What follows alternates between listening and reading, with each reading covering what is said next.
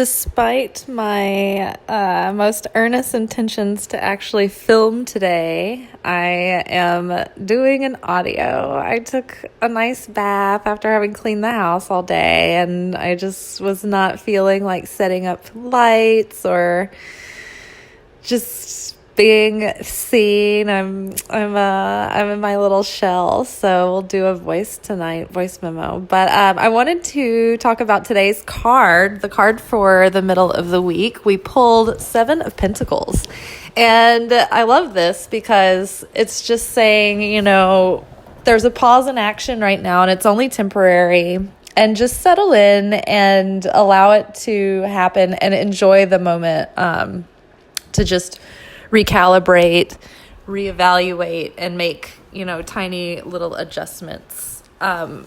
When you have faith and certainty, that's just something that you choose regardless of the apparent circumstances and regardless of how panicked you might be feeling. You just tell yourself, I'm choosing certainty, no matter what. You can wait with greater ease and less suffering, knowing that no matter what the appearances are on the outside, the universe really is always trying to get us to that ideal, highest potential version of ourselves, where we have an open, full-hearted, experience with life, and we have deep fulfillment, and we're in alignment with our purpose, and we're being blessed, and it's overflowing to bless those around us, and it creates a better world, and it spreads goodness.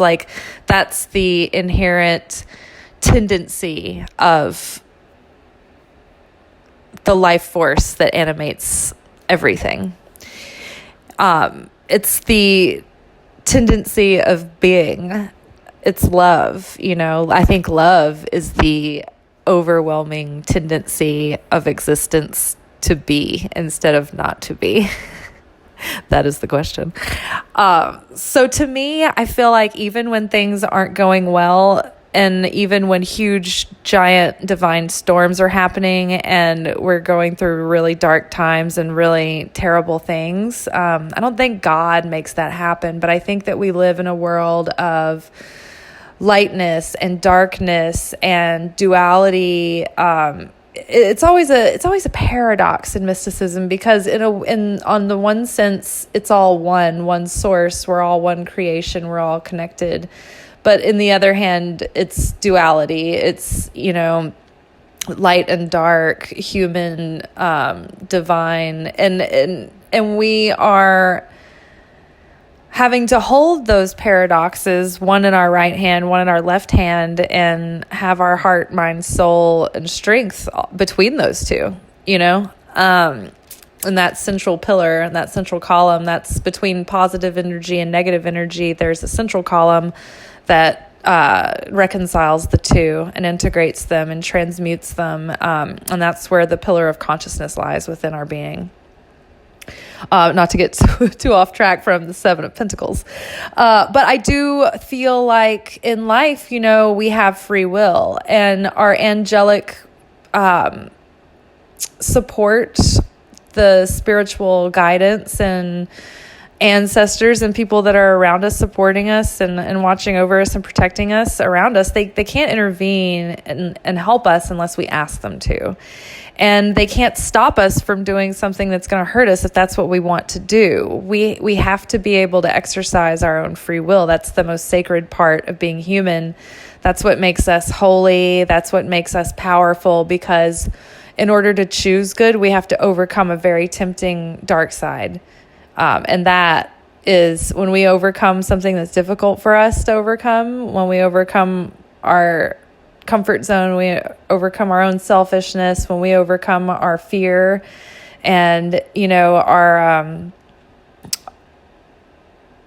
the low-hanging fruit of our ego, that's when we're elevated the highest. That's when it makes the most difference. That's when it's the biggest deal. That's when it's the biggest sacrifice, like we were talking before. And that's what makes the act more sacred, because you chose it, not because you were made to. And so I think that there is this wonderful, beautiful, ideal version of each of our lives and each of our storylines and each of ourselves that's tucked into our destiny, but we have to choose each day to be the people that create that destiny for ourselves and to maintain it and to live in it. And even in, when you do get all those little ducks in a row, if the inner ducks aren't in a row, you won't be able to really receive all the bounty and the blessing and the joy around you. You won't feel the fulfillment because you'll be too worried about other things. Your mind will be distracted with pettiness or mundane concerns that don't really matter. If you allow space to be filled in your mind by outside forces, then the space will be taken up by static, distraction, negativity, irritants,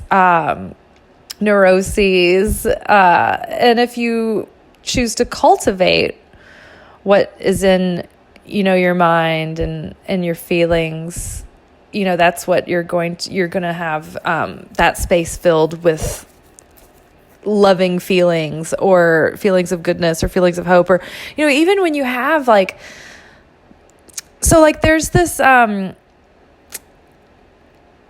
this experience called the Holy Vision of Sorrow. It's part of a portion of spiritual awakening, and it's when you can see what the world could be and you are grieved that it's not that way, that we have gone so wrong, or that we go so awry, or that we've missed the biggest point, or that we labor in vain, over these futile things that don't matter. Meanwhile, what is precious is happening all around us, and we totally miss it. So, you can be enraged in a holy way. You could be saddened deeply in a holy way. It's your consciousness around it and what you do with it. So I do feel like no matter what life has brought you, I feel that you can take that pain and make it into something wonderful and beautiful, and it can be made into light and into a deeper way to enjoy life. Because if you want to love deeply, if you want to have the heights of excitement and joy and happiness and fun and these experiences of the highest highs, you're probably going to be exposed to the lowest lows, because when your heart grows, it grows deeper and wider. And so you can feel deeper and wider. And that's, with pleasant feelings and with the lesser desirable ones. So if we can sort of embrace them all and not hold on too tightly to any of them and not let them define our lives or us, then I think that we can start living in a greater ease, and we can sort of relax and let go and let life play out without having to feel like we need it in the grips of our control all the time, because it's never going to be. So the more we can relax with the truth that we're not really, we can only control, what we're bringing to the picture. We can relax. And if we believe that, things can play out, and they probably will all come together as soon as we meet that level of deservingness and the ability to receive what life is trying to bring us, and we become what we need to be to get there, then, that's when those things meet us in life. So in the meantime, it's important that we don't dig up the seeds to see how they're doing. When they're in that fertile darkness, there's a lot more going on beneath the surface that we can't see. And so we have to trust that if we're doing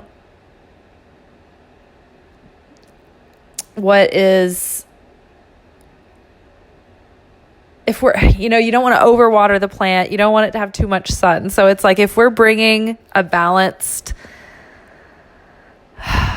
approach to whatever it is, then, and we think, okay, I'm doing everything I can the best way I know how, then let that play out for a little while and see how it's going, and then reassess from there, right? But yeah, I think it's important to know that we do have that free will, and so does everyone else. And so that's why we live in a world of chaos, because it's like our wills are all butting up against everybody else's. And, just like think of yourself like in a rushing river. It's almost better, you put your feet out, right? But you just kind of let the river take you until it just spits you out into calmer waters. And that is a much better way to go about it than someone who's thrashing around, fighting all the rapids, unaware of the rocks that lie ahead, unable to avoid them because they're too distracted, and they're fighting against the current and they're tiring themselves out. That's when you're panicked, and you can be, you can make destructive decisions or react in ways that you regret. But when you can relax and surrender to the flow of life, you find that at least you're not fighting against yourself or the current. And that saves a lot of energy. And you feel like, okay, I'll just, I'll see where this moment takes me. I can observe with a sense of faith and certainty and peace that it's going to bloom the way it's supposed to, a flower relaxes as it blooms, it's not like rigidly like shoots open, or like you can't go pull a rose bud open without tearing it up and ruining it, So yeah, and I want to read actually the post from today. I'm going to go back through my notes. Yeah, we're still recording. Okay. I had to check, guys. Okay. So hold on. I'm going through my notes. I'm here. Okay. So I'm just going to read what I wrote for today about Seven of Pentacles. Patience, chick-a-bae. All is well. Seeds are well planted. Just keep doing what you're doing and make minor adjustments as you continually assess and reevaluate. Don't let the waiting game trigger self-doubt and cause you to second-guess yourself. Life is always changing. We have to be adaptable and sync ourselves with the tide if we want to catch the wave. Right now, the water is still, but another set of waves is always sure to come. Stay present to feel the subtle shifts in the water to prepare yourself. You can make all the right moves, but it's about timing as much as anything. Two blues players can play the same song, but it's the way they bend each note and use the spaces in between that give it their unique soul. Stillness and patience come so much more easily when you have certainty. When I am certain, I can choose consciously how to show up in any given moment. When I do this, I am using my free will. I am empowering my soul to become more elevated. When I am not certain, I react to life reflexively and fumble and fall into subconscious patterning. I am certain that the sun will rise in the morning, so therefore I am not gripped with insecurity when night comes. The stock market has cycles, bull markets and bear markets. Investors who are certain about this are not triggered by the fluctuations in the economy. There is a gorgeous life tucked safely away within each of our destinies, but we are given free will. So we must choose to become the person who can manifest that life and have the capacity to experience the joy, pleasure, and fulfillment of it.